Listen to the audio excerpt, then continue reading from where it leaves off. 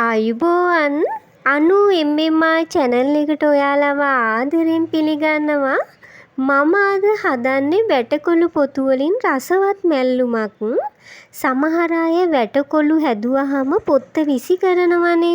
ඒ වුණාට වැටකොළු පොත්ත ගොඩක් රසයි, ඒ වගේම ගොඩක් ගුණයි. බත් එකට වෙනස්ම රසයක් එකතු කරනවා. මම අද ඔයාලට කියලා දෙනවා වැටකොළු පොතු වලින් රසවත් මැල්ලුමක් හදාගන්නේ කොහොමද කියලා. අපි යමු වීඩියෝ එකට. මුලින්ම වැටකොළු ටික හොඳට හොදලා පොත්ත ඉවත් කරලා භාජනයකට දාගන්නවා. මේ තියෙන්නේ එහෙම ඉවත් කරගත්ත වැටකොළු පොතු ටික. දැන් මේ වැටකොළු පොතු ටික ගොඩාක්ම හීනියට, ඒ කියන්නේ ගොඩාක්ම පොඩියට කපා ගන්නවා. ඉතින් මගේ channel එකේ වීඩියෝ බලන්නේ තාමත් subscribe කරලා නැතුව නම් subscribe කරලා මට උදව්වක් දෙන්න කියලා ආදරණීය පුංචි ඉල්ලීමකුත් කරනවා. මේ විදිහට පොඩියට කපාගත්ත වැටකොළු පොතු ටික වෙනම භාජනයකට දාලා අයින් කරලා තියාගන්නවා. දැන් මැල්ලුමට අවශ්‍ය පොල් මිශ්‍රණය හදාගන්නවා. මුලින්ම අවශ්‍ය ප්‍රමාණයට පොල් ටිකක් අරගෙන ඒකට කපාගත්ත ලූණු ටිකක් එකතු කරගන්නවා. සුදු ලූණු බික් දෙකක් කපලා එකතු කරගන්නවා. අමු මිරිස් කරලක් කපලා එකතු කරගන්නවා. මේ දේවල් කපලා එකතු කළේ කොටා ගන්න ලේසි වෙන්න. ඊළඟට අබ්බකුඩු තේ හැඳි කාලක් මම එකතු කරගන්නවා. අබ්බකුඩු එකතු කරාම මේ මැල්ලුම ගොඩක් රසවත්ව හදාගන්න පුළුවන්. කහ කුඩු ස්වල්පයක් එකතු කරගන්නවා. රස අණුව ලුණු එකතු කරගන්නවා.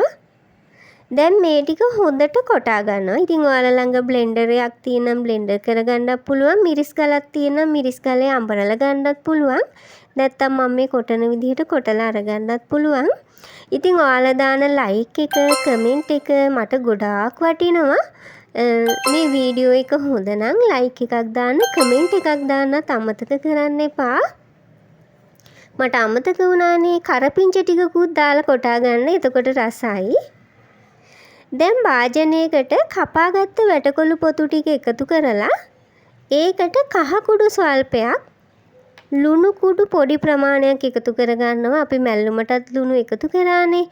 ඒ නිසා ලුණු කුඩු පොඩි ප්‍රමාණයකුත් එකතු කරලා වතුර ගොඩක්ම නැතුව මෙන්න මේ වගේ ප්‍රමාණයට එකතු කරගන්න. ඒ කියන්නේ වැටකොළු පොතු ටිකක් හයිය නිසා වතුර ටිකක් එකතු කරලා ගොඩක්ම නෙමෙයි, ඔයාලට පේනවා ඇති මේ වගේ ප්‍රමාණයට එකතු කරලා ලිපේ තියලා උයා ගන්නවා.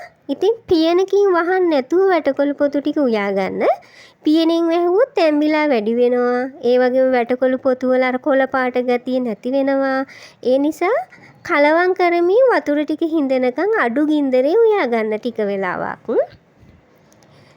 දැන් ඔයාලට පේනවා ඇති මෙන්න මේ වගේ වතුර ටික හිඳුනට පස්සේ මෙන්න මේ වගේ වෙලාවේදී පොල් මිශ්‍රණය එකතු කරලා පොල් ටිකත් හොඳට කලවම් කරන්න.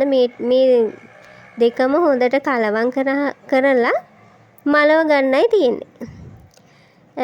දැන් ඉතින් වැටකොළු පොතු මැල්ලුම හදලා ඉවරයි. වැටකොළු පොතු මැල්ලුම නිවුනට පස්සේ දෙහි බින්දු කීපයක් එකතු කරලා මෙන්න මේ විදිහට කලවම් කරගන්න. එතකොට තවත් රසයි. ඉතින් තවත් රසවත් රෙසිපි එකක් අරන් එනකන් ඔයාලා පරිස්සමින් සතුටින් ඉන්න. ඔයාලා හැමෝටම බුදු සරණයි.